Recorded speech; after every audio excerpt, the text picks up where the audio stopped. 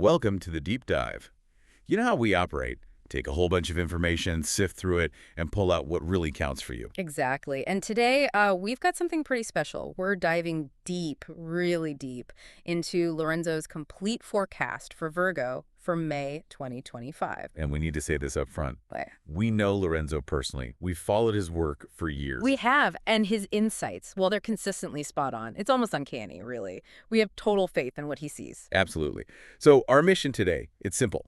We're going to read you his entire forecast, word for word. Yep, we've got the PDF right here. No summaries, no skipping bits. We want you to hear it exactly as Lorenzo wrote it, so you get the full picture for May 2025. Okay, let's jump in. The main theme Lorenzo lays out for Virgo this May is quite something. It's the sacred breakdown of logic. You're not here to work. You're here to awaken. Wow. Okay. And he doesn't mean just like tweaking your schedule. No, not at all. He calls it a spiritual detonation. Think beliefs, mind, work ethic, even your legacy. It's big.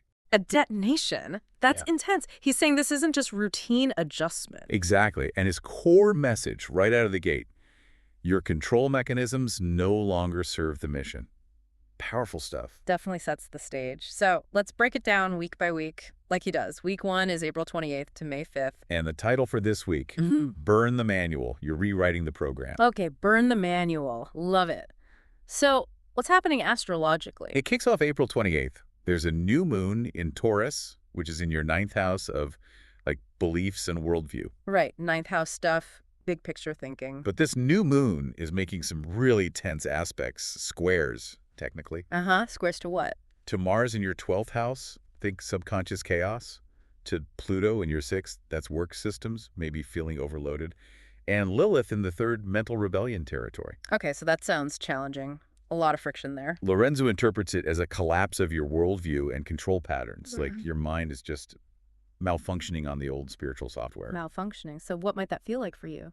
He suggests things like crises of belief suddenly cropping up, chronic burnout symptoms flaring, maybe suddenly distrusting mentors, teachings, even religion you used to rely on. Right.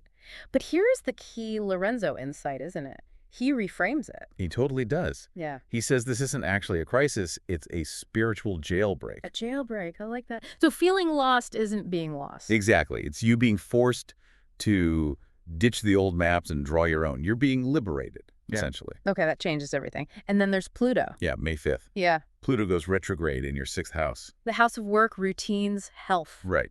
And Lorenzo says that grind, that routine that used to work, now it feels toxic. Poisonous almost. Like it's a clear signal. A signal that you're done serving systems that don't serve you anymore. End of an era. Okay, so that's week 1. Intense. Moving to week 2, May 6th to 13th. What's the theme? He calls this one the mental floodgates break, and that's the miracle. The miracle. Okay, so a breakdown, that's actually good. Seems like it. He flags May 10th to 12th specifically. Mercury in Taurus squares Pluto again. Mercury, our thoughts, logic. Squaring Pluto, deep transformation. Yeah. Lorenzo sees it as a battle. Your rational mind versus these really intense signals coming from your body, your gut. Logic versus intuition, basically. Totally. And then May 13th brings a full moon in Scorpio in your 3rd house. Scorpio full moon, always potent. 3rd house, communication, thinking patterns. And this one's making connections. Good ones, trines to Saturn and the North Node in Pisces. Support for the spiritual path. But also in opposition. Yeah, opposing Uranus in the 9th. Shaking up those beliefs again. So what's Lorenzo's take on this full moon energy? He calls it this cognitive exorcism. Whoa. Okay, like purging old mental stuff. Exactly. Clearing out thoughts, fears, stories that have been holding you back. A deep cleanse. How might that show up? Like practically? Could be anything, really. A Wow. big confrontation that clears the air. Yes. A sudden download of insight. Or just a conversation that completely shifts your perspective on something major. And his advice for navigating this, it's not about more thinking, right? No, definitely not. It's about integration. Letting the insights land, processing what comes up, not chasing more information. Got it. Integration, not accumulation. Okay. Week 3, May 14th to 20th. The title for this week has a very Virgoan feel, but with a twist. The Phoenix Rises, wearing a lab coat. I love that. Transformation meets precision. What's the key event? May 17th.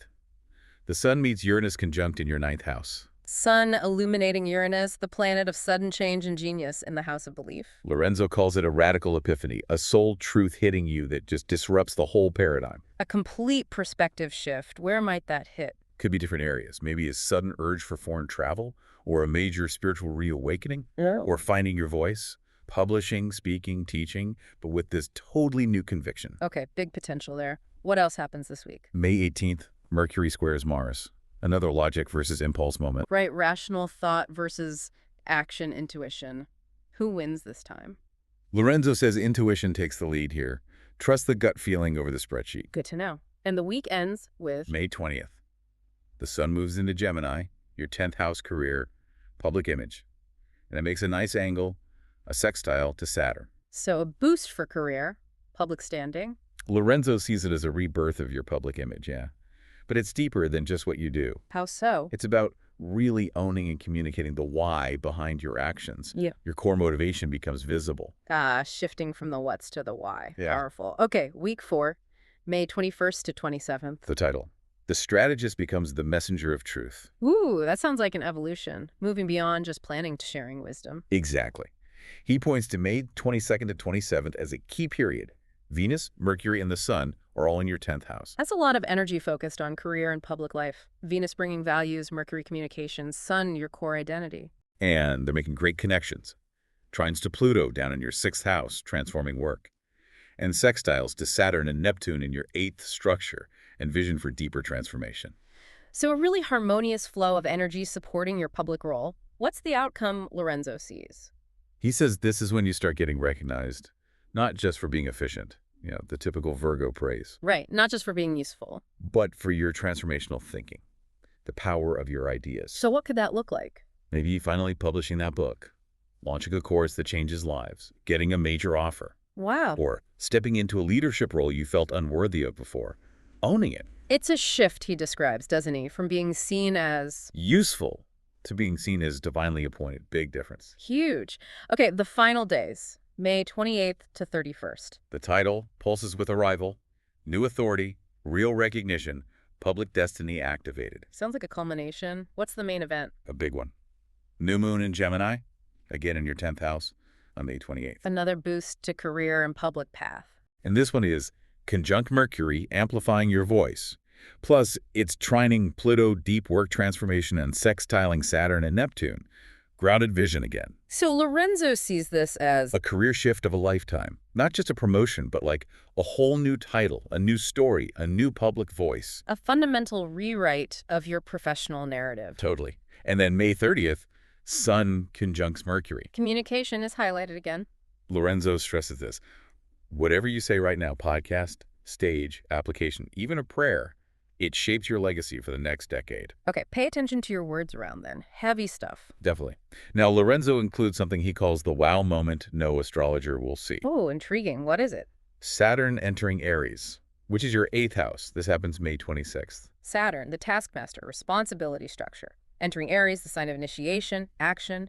In the 8th house of depth, transformation, power, shared resources. That is major. It sounds huge. How does Lorenzo frame this? He calls it an initiation into soul-level authority. Seriously deep. Soul-level authority. Wow. What does that involve? Facing past debts, real or symbolic. Ending relationships that are just transactional. Okay. Cutting cords. And deep healing around power, death, money, sex, trust, all that intense 8th house stuff. That's a massive undertaking. What's the core takeaway he wants you, the Virgo listener, to get from this wow moment? It's crystal clear. No more proving your worth through performance. Stop the hustle for approval. Okay, so what replaces it? He says, you now own your power like a priest of truth, and the consequence. Only those aligned with your mission will remain in your inner circle. A purification of your circle, based on soul alignment, not just utility. Exactly. Now, he also gives these punchy quotes designed for impact. He calls them viral video quotes. Let's read them verbatim. Okay, here they are. May 2025. Virgo stops functioning and starts awakening. Bam. Next. You're not a perfectionist, you're a prophet with structure. I love that one. Me too. Think that Then your control system collapses so your soul can command. powerful inversion. They thought you were efficient. Now they'll know you're eternal. Shifts the whole perception. And the last one. You didn't break down, you broke open. Oh, that's good. Really good. Okay, so after those singers, he gets to what he calls the real wow moment. Right. The title is Virgo's soul is being dismantled by divine intelligence, and it will not be rebuilt with logic, only with surrender. This feels like the absolute core of the message for May. It really does. He clarifies here that if you're feeling burnt out, lost, confused, it's not that you're failing. No. What is it then? He says you're under cosmic arrest. Cosmic arrest, what a phrase. Like, stopped in your tracks by the universe. Pretty much. Held by a bigger force for a necessary reset. He explains that Virgos often equate mastery, knowing everything, being useful, staying in control of salvation. Like, it's a way to avoid chaos. Yeah, that rings true for the Virgo archetype sometimes. The drive for perfection is a safety mechanism. But Lorenzo says May isn't about refining that. It's deconstruction. Total teardown. And what's being torn down isn't what you might think. Exactly. Not your job, health, or mind, necessarily. It's the false holiness of your obsession with being right. Oof, that hits hard. The shadow side of needing to be correct. It's a deep cut, and it leads right into what he calls the natal code no one talks about.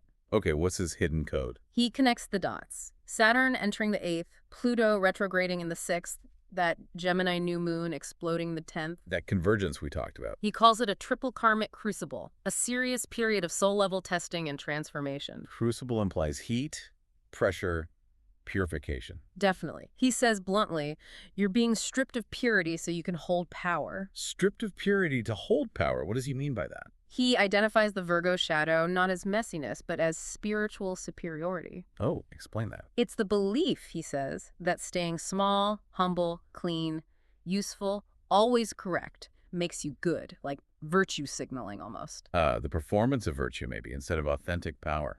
Exactly. And Lorenzo's response to that tendency is direct.